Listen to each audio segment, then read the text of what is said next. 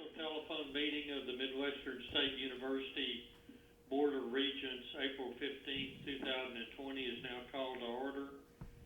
Ms. Barrow, please call the roll of Regents and then administrators who are participating in the call so that we may have a record of attendance.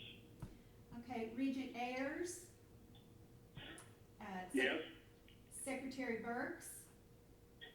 I'm here. Regent Fideli.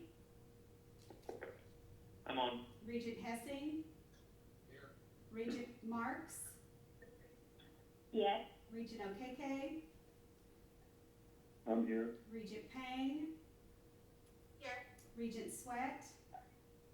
Here. Student Regent Wolf. Here. Chairman Krosno. Here. Dr. Reisenweber. Here. Mr. Dietz. Here. And Mr. Maka. Here. Mr. Chairman, the Regents are present and we have a quorum. As a matter of housekeeping, for those of you on the phone, when you're not speaking, please place your phone on mute if you can to avoid interference. And before you speak, please identify yourself. Thank you, Mr. Chairman. Thank you, Debbie. Welcome to this special meeting and thank you for joining us today.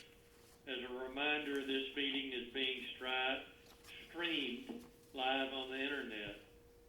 We provide an opportunity for public comment concerning agenda items at the beginning of each meeting.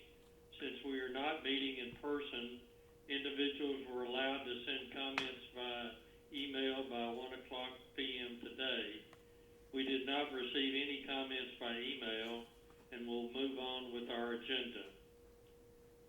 We have one item to discuss today, and that is item 20-66, delegation of authority during COVID-19 pandemic. First, let me say how pleased we are with the information we have received about everything that has taken place at MSU in response to COVID-19 during the last several weeks.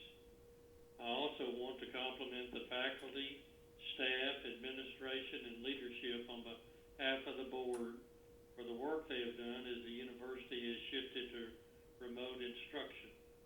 We are very proud of our university community, including the students, and how everyone has responded. Because the situation we are facing changes quickly and decisions made one day may need to be adjusted the following day, we felt it necessary for the board to consider putting in place this delegation of authority. This is something that has been instituted at other Texas universities and systems. Before I ask President Shipley to discuss the item, Regent Marks, will you present the proposed motion? Yes, sir. Thank you. This is Regent Marks. I move that the Board of Regents authorize the President to exercise additional authority as described below to assure to the extent possible the continuity of all necessary and essential operations while protecting the health, safety, and welfare of MSU Texas students, faculty, and staff, as well as members of the public served by the institution during the state and nation's response to the ongoing COVID-19 pandemic. This includes the approval of contracts and agreements, the transfer of funds, and the suspension or modification of policies, such as but not limited to admission criteria as necessary to serve MSU students, faculty, and staff. I move this delegation of authority to be effective immediately and continue in force until determined by the chairman of the board that it is no longer needed and may be terminated. Finally, I move the president shall consult with the chairman before exercising such additional dedicated authority and shall report to the board actions taken under this authority at the next scheduled meeting of the board. Thanks, Nancy. In order to get the motion on the table for presentation and discussion, is there a second? This Second. is Regents Colette, second. Thank you.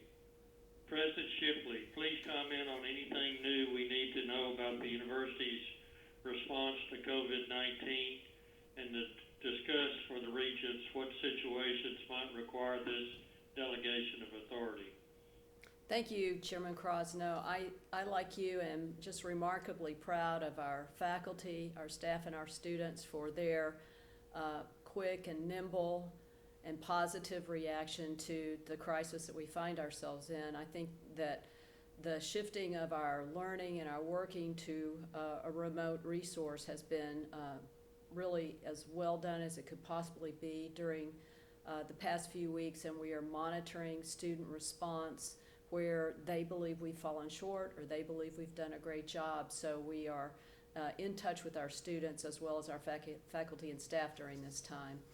Since I last updated you, we've received word that our portion of the Federal CARES Act would total $4.4 million, and we've received word that that has been, the first half is being made available to us. We fulfilled the requirements of submitting a grant to the U.S. government, and that first $2.2 million will go to direct aid to students that have had their lives and their semester disrupted due to the coronavirus. Those payments have to be made in a very specific way, so we're gathering all the information, and our goal is to have the payments out as fairly, accurately, and expeditiously as possible, and I'll be sure and keep Chairman Crosno updated about that. Tomorrow we're holding a virtual retreat with the Cabinet to try to envision what our future might look like. We've put 6 scenarios together of what we think could occur come this fall, and we're going to look at things from every direction to make sure we're considering how we can deliver the best instruction possible as this pandemic hopefully comes to an end. As we look to the coming months, as Chairman Crosno said, we can expect this situation of having to make a new decision every hour or every day to continue. And this delegation of authority would allow me, like other chancellors and presidents in the state, to make more immediate decisions when necessary, of course in consultation with Chairman Crosno. And I'd like to give you some examples of what these might be. So the first would be modifying admission standards to allow admission of some students to come in without the ACT and ACT during this time that they're unable to take the exam. This decision of admission would be based on GPA, class rank, and other factors as necessary, and we have approximately 400 students currently in this category. We could actually also consider for our international undergraduate students who have English proficiency exam that same process of not demanding the ACT and the SAT. And with this authority, we could quickly authorize our team to make admissions decisions using existing transcripts during this difficult time. We could also consider accepting an alternate test in place of TOEFL, which is the testing of English as a foreign language, for admission if students are unable to take the TOEFL test and have another test more accessible. It would allow us to consider approval of contracts such as we're putting forth now for the housing of healthcare workers or Shepherd Air Force Base personnel at rates previously not approved by our board, not authorized, and they would be especially changed for this pandemic. And I'd like to just include 2 examples that we're reading about today from Baylor and UT that show how quickly everything changes. Baylor University announced widespread reductions today, financial reductions, first by eliminating raises, initiating a hiring fee, initiating a hiring freeze, reducing their contribution to retirement plans, and eliminating some staff positions deemed to be non-essential. University of Texas today announced that it would also freeze merit raises. It would also reduce summer tuition and add 2,000 additional seats for each summer for summer online courses. And finally, they clarified that the pass-fail option initiated for the spring semester would not carry over into the fall. So this granting of additional authority would help us react to issues such as these in consultation with Chair Crosno. Recently, he and I have spoken several times each week and even on the weekend, and that is likely to continue. As the item states, any use of this authority would be reported to the board and would be in effect for a limited time only. I'll be happy to answer any questions.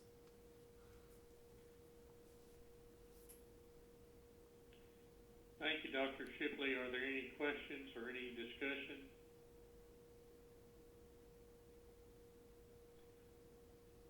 We have a motion and a second. I will again ask Ms. Barrett to call the roll. Regent Ayers, Yes. Secretary Burks, Yes. Regent Fidelli, Yes. Regent Hessing, Yes. Vice Chair Marks, Yes. Regent Okeke, Yes. Regent Pang, Yes. Regent Sweat, Yes. Chair Cosno. Yes. The vote is 9 ayes, 0 nays. I declare the motion carries. Is there any other business to come before the board today? If not, thank you for participating in this special meeting. Our next regular meeting of the board will be a virtual meeting Thursday, May the 14th. Additional information will be sent out in the next few weeks. We are adjourned and we thank you again. Thank you all.